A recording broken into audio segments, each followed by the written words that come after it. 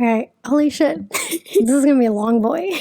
This is gonna be a serious boy. Not serious, but like, I put a lot of effort into this, hence the green screen. I'm a professional. Okay. I just gotta go into it, right? I gotta just start this. It's gonna get hot in here. I had to turn my AC off. This is gonna take forever. I'm gonna fucking die. Here we go. Power Rangers, aka the dubbed version of Super Sentai, is an ongoing series spanning from the 70s in Japan, bringing it to the 90s in America, and to today.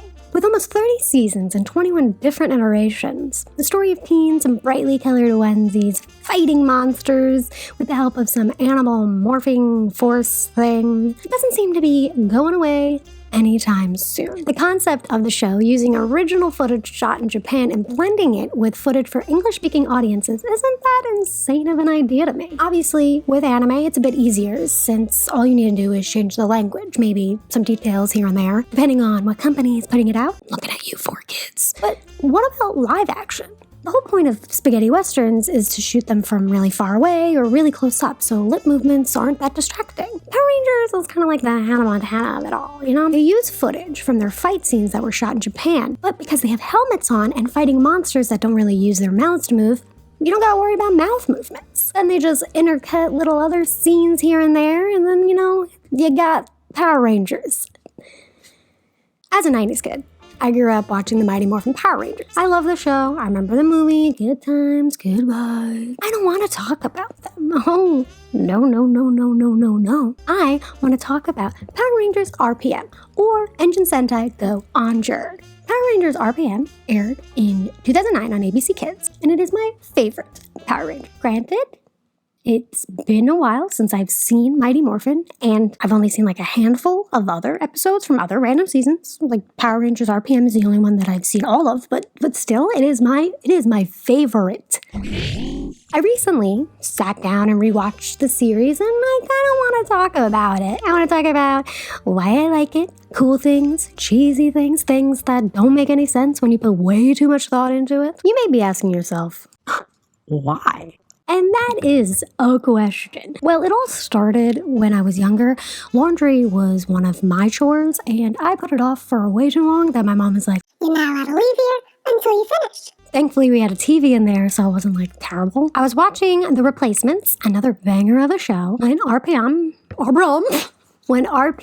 came on after. I don't fully remember what the first episode was, but I did notice Rose McIver from Eddie's $1 Million Cook-Off, and you know how I love to watch shows because I notice people from other shows. One of the things I find funny about the show is that they shot it in New Zealand, so basically all of those actors have accents, but they have to put on American accents for the American audience. They got this one Scottish guy. And everyone else isn't. Is he really Scottish? There's always going to be an element of you in whatever you do. No. And he's from New Zealand. It's not super uncommon. Literally every role I see Rose in, she's doing an accent. So, whatever. I fell in love. I also fell asleep in dirty laundry. I took a nap waiting for that shit to be done. It was an all-day segment. Don't wait. Do your laundry, okay? I'm actually doing it right now. The plot of Power Rangers RPM is... A computer virus has built armies of robotic soldiers and taken control of our world. But there is still one place we can be safe. The domed city of Corinth. And the only hope we have left is... Power Rangers RPM! That one line, we stand together. I think it just turns into like Creed or Nickelback for a sec. And I'm like, okay, I'm about it. Living in a pandemic and watching a show about the apocalypse is a little weird, but this is about a computer virus, not coronavirus! I was also reading the original plot of the Japanese series, like Engine Sentai Go Onward, and dude, that shit sounds pretty dope. Machine World is one of the 11 brain worlds, other than our own, which is referred to as the human world, and it is home to giant vehicular beings called engines who wage a war against the Garrics, who desire to pollute their world. Losing 3 of the Garrics, pollution ministers, escape, leaving to Earth. Seeing the human world as an easier location to create their ideal paradise, the 6 engines manage to pursue them, selecting 5 humans to become their partners, the Go Watchers. The team are joined by Go-On Wings and their wing engines, as well as ancient engines together battle the Garrick, as well as other evil villains from other brain worlds. A little confusing, but very dope. So we start off in a panic. People trying to get into Corinth, the Dome City. What should I do, sir? Go shoot at something. Sir, yes, sir. Sound advice. We meet 3 cool people saving the day and looking cool while saving the day, as you can tell from this shit. The dome closes off, and it's 1 year later. The car's driving through the desert, listening to the radio, trying to look for the Dome City. When he stops, and a mysterious, broody man gets out. But oh look! He waters a flower using the last of his water. He's a good, kind-hearted bad boy. Then we meet another guy who tries to be a tough guy, but the real tough guy calls him out on it, and boom, they're best friends. Bad boy and funny guy make it into the city based on this bullshit. Okay. And come across the 3 cool guys from before, who are even cooler because now they're Power Rangers. What's a Power Ranger? Bad boy gets arrested because he's part machine and, machines ruin the world. And funny guy gets arrested because he has connections to the mob. Yeah, they have mobs in this fucking show. One of them even culturally appropriates, which I low-key think is a worse crime than whatever they're doing. Speaking of culturally appropriating, they make one too many comments about Scott's hair. What can I say? I like to live dangerously. Explains your hair. Like, usually it's in a positive light, but it's still a little like... Rin, you were the leader of the Power Rangers. Is that the reason why your hair is the coolest? weird to me, Admire your honor, integrity, decision-making ability, and unusual hair. I don't know. Our evil virus is getting stronger. So our 3 rangers, daddy issues, reform rich girl, and hero complex, they need a 4th ranger and quick. But who are they gonna pick? How about the guy that beats up a bunch of criminals in jail? Yeah. That fight scene is so weird because I feel like they're missing some sound effects. Not really any fighting noises. Did this guy get his hand burnt right there? Was he supposed to be getting his hand burnt? Because it's just, right? No. Reform rich girl has a thing for bad boys, so she decides to go to jail and shoot her shot, and that ends up really well. Yellow is definitely not your color. Eventually, bad boy's like, but you gotta bring funny guy because he does Shadow puppets. which will come in handy when the plot needs it to be. Daddy issues and hero complex aren't so sure about bad boy because, robot. But the robotics in him make him like a superhuman, which makes him perform amazing feats that will only vaguely come up. This pleases them, and they're like, you're on the team. but bad boy's like, I don't know, because I don't know anything, and I think I have trust issues, but I don't know, because I can't remember. So Reform Rich Girl shows us some kids in the rain, and he's like, you're right, I will be a Power Ranger. Hooray! We have 4 Rangers now, but we need 5. So, funny guy decides to hold auditions to find a 5th Ranger. Cue silly montage of silly things that Power Rangers would never do. But let's also not forget that funny guy's got connections with the mob. Thankfully, he's saved by a girl who's totally not a robot, even though she was revealed to be a robot that's totally not a girl, even though she totally is a girl. Funny guy's like, you're perfect. And she's like, I know. Side note, I was so excited when I saw her in Teen Wolf. Again, love seeing people in things that I saw in other Funny guy goes to get the morpher to give Not a robot. And not a robot gets upset because everyone thinks she is one, so she proves them right. Shenanigans happens, and one of many awkward Leia Luke moments happen,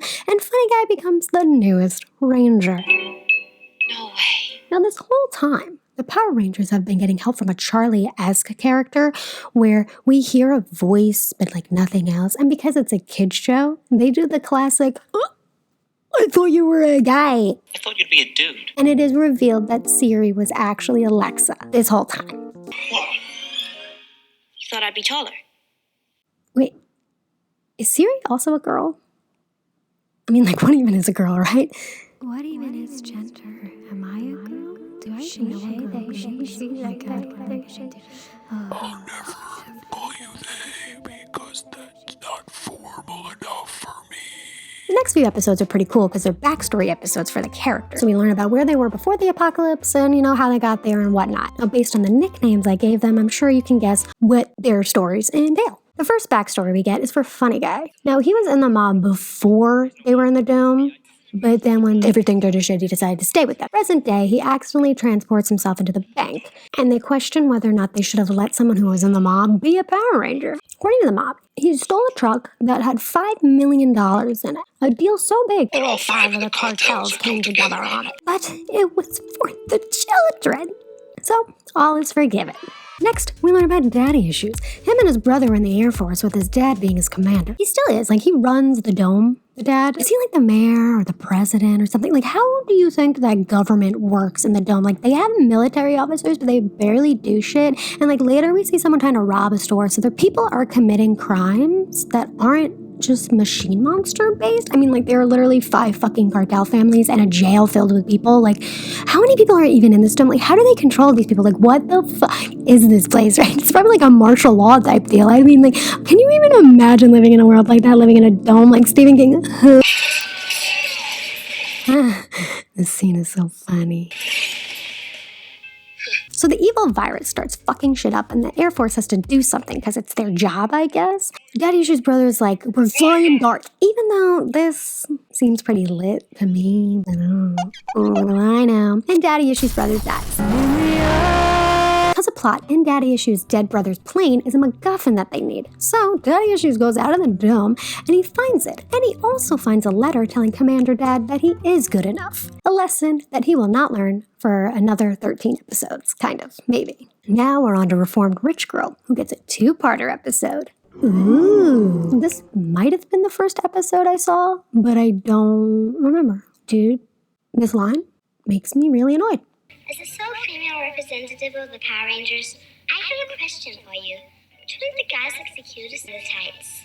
Fuck that kid? I mean, not fuck that kid. I guess fuck the writers, right? For just being so fucking basic. So we learn how she was full of herself, rude to her butler, planning her own surprise party, while also trying to be Kim Possible on the side. Her parents are so rich, they can't bother to be with her, and they give her a MacGuffin that Not a Robot is going to steal later on. I want to know what the daughter of Katy Perry and Flo from Progressive has, and like how it's playing this message. Reports that the Vengex computer virus has launched a series of direct attacks. What is this?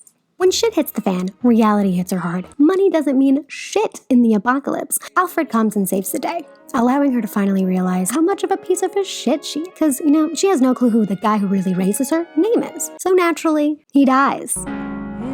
We still don't learn his name. Presently, Reformed Rich Girl's parents come back to town because they have a deal. She was allowed to be a Power Ranger for a year, but she ultimately has to marry Chaz. Sadly, not this Chaz. That's a real Chaz it down, if you ask me.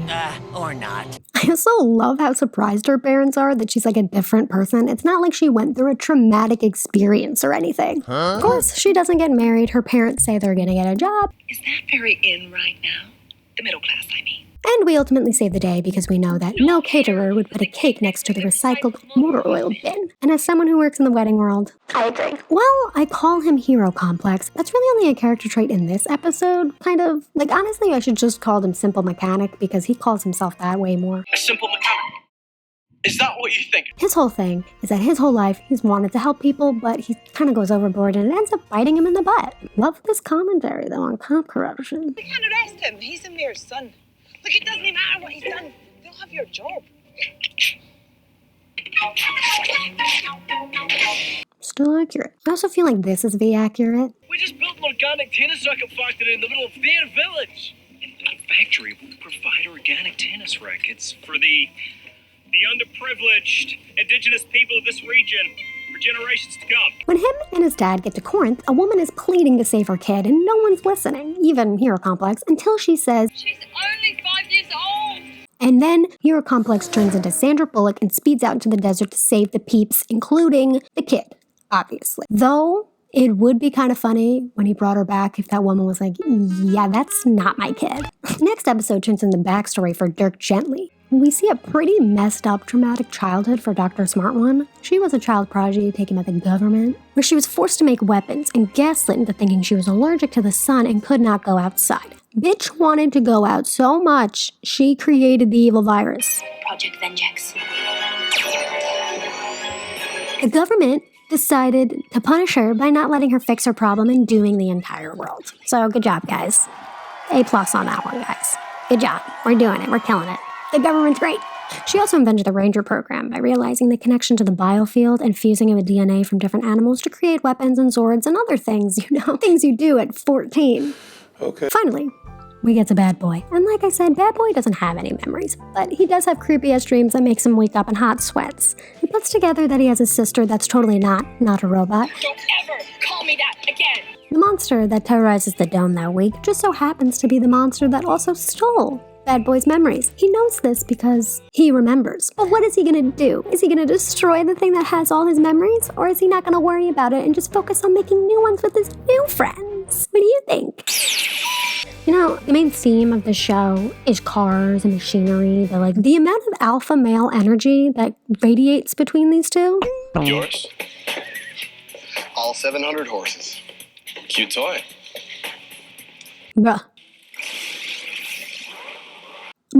Just trying to make a point. Keep trying. But before Bad Boy can destroy him, Memory Wiper zaps him and he begins his process of becoming Bad Bot. Not a robot puts a chip on Bad Boy, making him become Bad Bot faster than expected.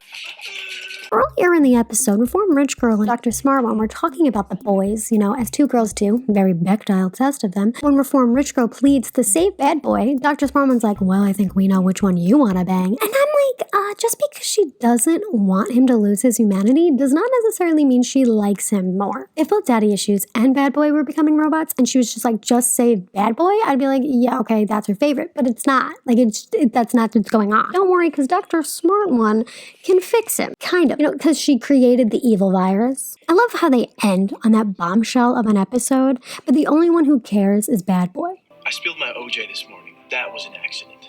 She ended the world. Everyone else is like, whoops. I understand it was an accident, but I just wish I saw their initial reactions or how they processed it, She fucking ruined the world. While I'm not denying the factual accuracy of that statement, I do not see how it has any relevance. The evil virus decides being a pole is boring and he puts himself into a body, but not after putting fake memories in a Bad Boy. So the Rangers go out to a destroyed town outside of the dome. I'm assuming the production gets all their props and costumes from the original Japanese production because the RV for the trip says Go Onger on the side, but don't worry, they handled that well. Project Go Onger, the ground outdoor operational network general purpose explorational rover. One of the things I enjoy about the show is their awareness of the silliness. They poke fun at how ridiculous the swords look. It's not normal, okay? It's a giant flying chicken that's shooting laser beams at people. You cruise around in a giant yellow teddy bear, okay? I drive a big green fish. Or the big explosions that follow them. I assume you're referring to the residual energy runoff that are sometimes necessary to clear the suit's biofield channels during the I'm referring to the 6-story high fireballs, like that one, right there. And then they come up with some random-ass way to justify it, and you're just like, yeah, okay, I'll buy it. Man's got a point. So while out in the wild, getting their asses beat by the evil virus featuring a body, two Rangers come out of nowhere and save them. And they do this 3 more times until they decide to finally meet face to face. The two Rangers, Ka and Boom, love explosions. We like to shoot first and Ask questions later.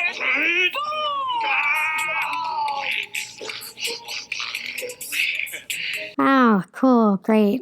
Love these people. They're so not annoying at all. They also come from the same place that Dr. Smart One was being housed as a kid, and the three got separated when the facility needed to be evacuated. They found each other once again, and it was one big, happy reunion. Ka and Boom are those annoying twins, I think they're twins, that finish each other's sentences, but the pacing is off for some of the lines, and it feels a bit weird. we were forced to work Unbearable hours under. unspeakably brutal conditions. We want some Payback. Bad Boy has a locket that plays music that both haunts him and puts him to peace, so when Ka and Boom start humming it, he immediately gatekeeps and wants to know where they heard that song. They explain how a girl used to hum it when they were being held captive by the evil virus's armies. But there was Something different. She was inhibited in the visual arena. ocular impairment. Just say blind. It's not a bad word. Just say blind. Bad Boy's like, well, my sister's blind. We need to go find her. So they go find the prison. Uh-oh, no sister, because she's not a robot. But they do find a whale weapon that they reprogram to be their whale weapon. Right before Reform Rich Girl and Bad Boy can get it on, Ka and Boom come and ruin the moment. They do help relieve Bad Boy's blue balls by finding a piece of his key for his locket. Unfortunately, he doesn't learn how to stick it in for another 7 episodes. What happens in between? Well, Ka and Boom are annoying until they're not. Daddy Issues gets love from his dad after not in a very harsh way. These people saved the town so many times, and like Ka literally did nothing different, but like Commander Dad was like, yeah, I'm gonna give him a medal. Boom and Hero Complex get close by making a man out of a tire, and they tease a new relationship, but Ka and Boom have a worse dependency complex than the Saltzman twins, so they shut that down real quick. Oh no, we don't ever split up. Don't worry though, it's time for the girl power episode. All the boys are asleep because of a chromosome-specific gas. I'd be very interested to see what would happen for people with intersex chromosomes in that situation. Like, would it affect them? Would it not? Would they just be like very tired, like chugging coffee? We also are introduced to Trump if he was Machine Monster. What losers? Finally, we're up to one of the cooler episodes because it's a behind-the-scenes episode, but it's weird because they have to stay in character while explaining how the show works. It's just strange, but it's still cool. And the bloopers are so funny. Oh, we're getting to the end. I'm sweating so much, but we're getting to the end. Here we go. Commander Dad finds out that Dr. Smart One was the one that created the evil virus, and he gets pissed because she kind of indirectly killed her son, but, she's like, sorry, and he's like, all right. While at some energy unity thing, Bad Boy sees Commander Dad putting two big-ass keys together and something clicks. This key clicks inside this key. After being interrupted by a fight scene, Bad Boy finally hears the new tune of the locket, and it just so happens to be a tune that Not a Robot hums whenever she wants to sound intimidating.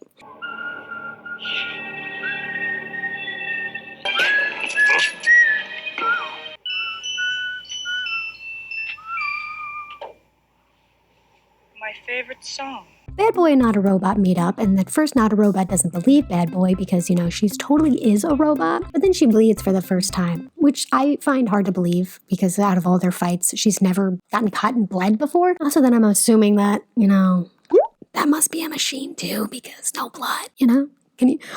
Yeah. It's just like motor oil. And whatever. Now she's a good guy. Never mind. Trump kidnapped her and made her more of a robot. More of a Robot goes to the mob because they're still there, and she says, hey, I'll get you Funny Guy if you get me the briefcase from Pulp Fiction. And Mob Boss is like, okay. Funny Guy ends up saving Mob Boss from More of a Robot, but More of a Robot gets the briefcase in the end. And what's in the briefcase? We won't find out for another 2 or 3 episodes. We happy? Yeah, we happy. Next episode is a recap. Funny Guy wants to go out, but everyone's busy. Unbeknownst to them, it's actually Dr. Smartman's birthday. So she's like, hey, yeah, I'll go out. And everyone's like, what? That's weird because, she never wants to go out. I guess being told your whole life that you're sick and allergic to the sun does something to you, right? Maybe? I don't know. But alas, they go out and they go on their little date and they get stuck in a cave. Now, Olivia Tennant and Milo Cawthorn actually got married later on, so this scene is like mad cute. A smile. I did it. Yeah. You did it. But then after stalking their Instagrams, I could see that they're no longer together, so... While they were stuck in the cave, everyone was trying to get into Dr. Smartman's laptop, but it's password protected, and they were trying to guess the passwords. Every time they were wrong, she would show them footage that was already shot to save on budget. Before Rich Girl puts it together that Funny Guy is the password, which I don't know how because she wasn't there for some of those scenes, but whatever. We finally see what the briefcase is for, and it's for waking up all the hybrids, like Bad Boy. I don't get how all these people are just like Bad Boy, like their scanners never noticed, but like they clocked him like right away. Plot convenience, I guess. Speaking of Bad Boy, he's pretty close to becoming Bad Bot, so he runs away for the 15th millionth time, and Funny Guy gives him the most intimidating talk I have ever seen, and not because I also did those moves.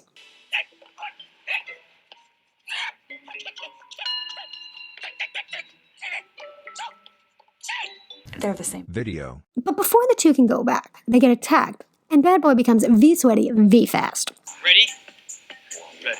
Dr. Smart One is making an antidote, I've been working on an antidote. but it's not ready. More of a Robot sets off the electromagnetic wave, waking way too many hybrids. Again, like how are all these people? How did that go undetected? What the hell? Like, how many people are here? What the fuck? Bad Boy tries his absolute best not to become Bad Bot, and Funny Guy tries his absolute best not to be like a simp. Now maybe you could let go of my hand. Evil Virus, featuring a body, destroys Dr. Smart One's lab and steals all the information in the computers, and now can control the biofield somehow. I don't know. He does some bullshit that makes Boom not feel so good anymore. Ghost him! Bad Boy, sweaty as hell, takes the antidote, and of course it works, and he grabs one and saves more of a robot. Definitely how people reacted to getting the COVID vax. All seems lost. They can't use the ranger ship. Evil virus will delete it.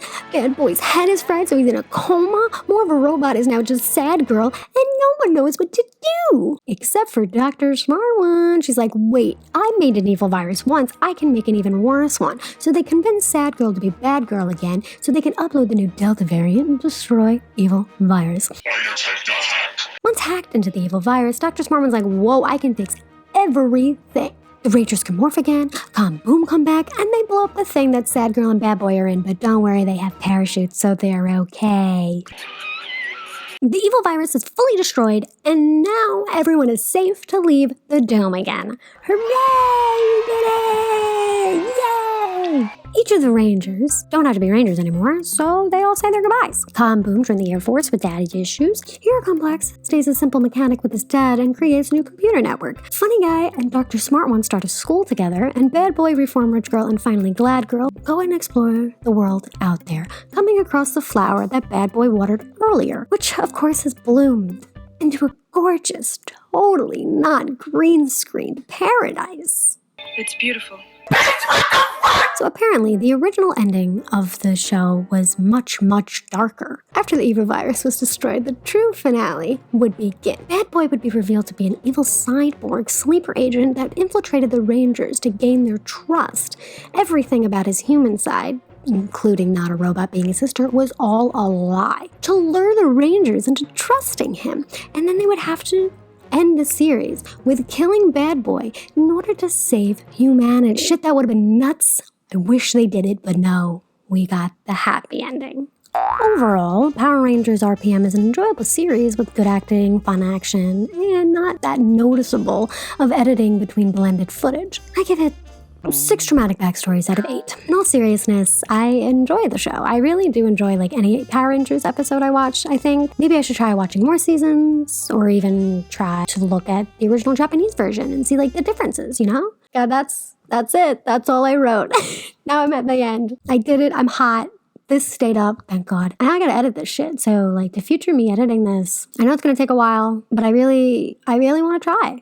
You know? Maybe show that I can actually plan a video out, which I did. I planned this whole thing, guys. You know how I say I usually go into this not knowing what the fuck to do? I didn't. I went into this and I knew what I did, okay? I had a whole write-up that I just read to you. I screen recorded all those episodes because I could not find a way to save them other than that, which took forever. How do people do this? How does Curtis do this? How does Danny do this? How does Judy do this? How do they do this? Okay, speaking of Curtis, does Ziggy not look like Curtis? I just get the same vibes from them. I mean, Curtis is a funny guy, and Ziggy could be a funny guy. Although we don't always get his humor. So yeah, future me editing this, I think I already said that. Goodbye. We stand together. Sorry. I'm sorry. Sorry. Sorry.